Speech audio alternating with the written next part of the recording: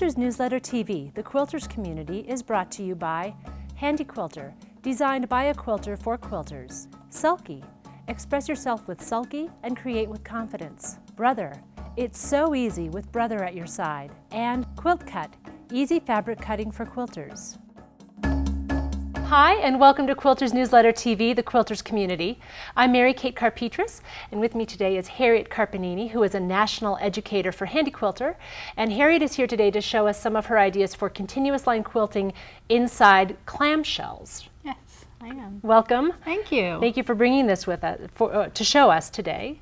All right, so let's get started. Yes. All right.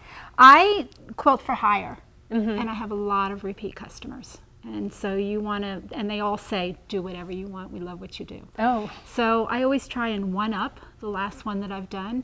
And it seems that a lot of quilters now are using their stash and they're putting bigger and bigger borders on. And it's hard to quilt those big borders sometimes. And so I tried to come up with something that I could do quickly and continuously across the quilt, not have to stop and knot off after each segment. So one day I was playing with a customer quilt and I thought, well, let me get my templates out.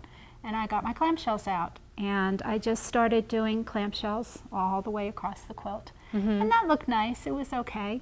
Sometimes in the sashing I'll take a smaller one and fill up that area there, but that's kind of boring to me. I love free motion quilting, so I just started to fill in that clamshell with some designs, and it just made it a little bit prettier. I just liked it a little bit better.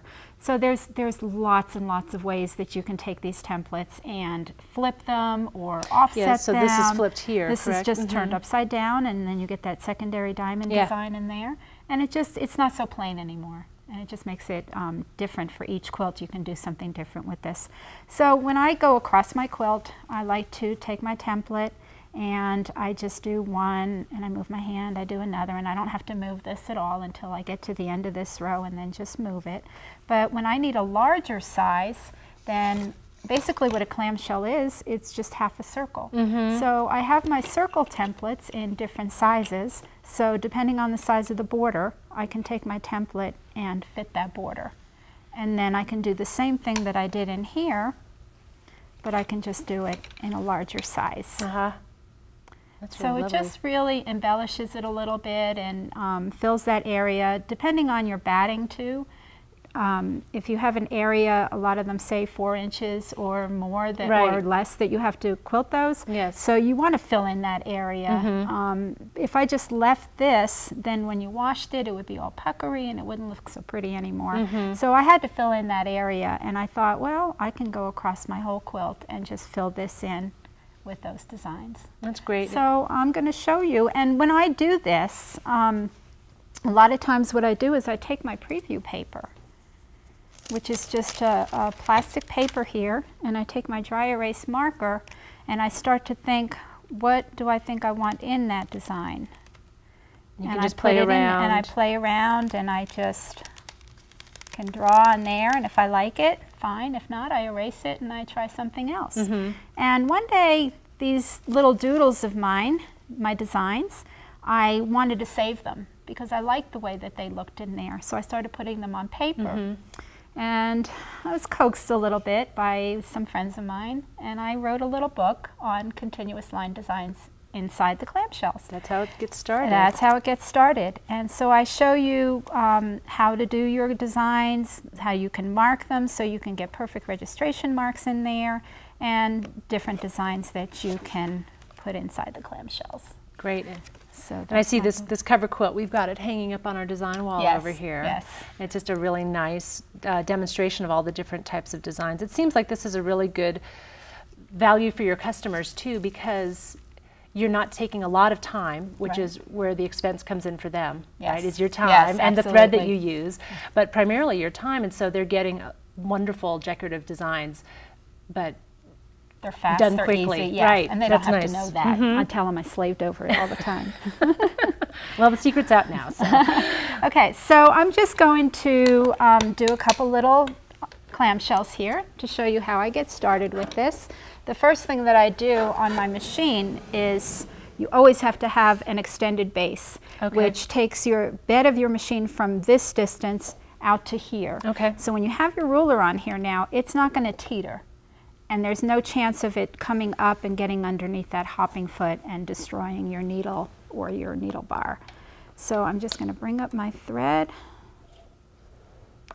Now when I use my templates, I like to put pressure down on my template on the table, but not too hard that I can't move the machine underneath it. Okay. I like to put pressure of my foot against the template, and I always like to have my hands where my needle is going to be so that I'm not going to hold it here and maybe it's going to flip up a little bit and get under my needle. So that's the 3 points that you want to make sure that you have your tension on. And so I'm going to go from here to here.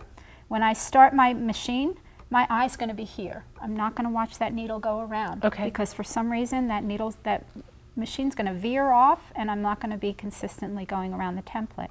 And then when I get to this point here, I'm just going to move my hand. Okay. Okay, so I have my machine in precision, so it doesn't move until I move and it stops when I stop.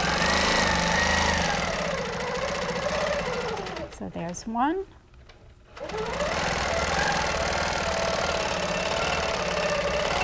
And two.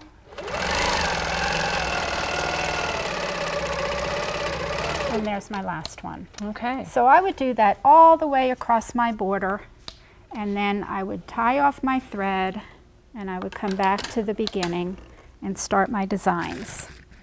Now a lot of times what I like to do, you have perfect distance from here to here. But sometimes it's hard, especially working in a larger shell, to get your design equally spaced. So I like to take my stencil and I like to chalk in some extra marks for me.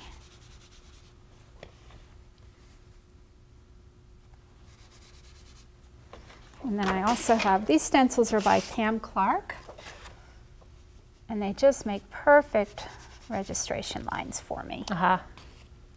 Okay, so now I go back to the beginning, and I do it in such a way that I don't stop until I get all the way to the end. So here we go. So I'm just going to put a little flower in there. And see how those lines are just keeping me nice and even. So they're not for a motif. They're, like you said, they're registration marks, right. So you know where to aim the needle. Somewhere for my eye to go. And then I can change it up a little bit and maybe do some E's and L's. And you want the E in the empty space and the L on the line. Okay.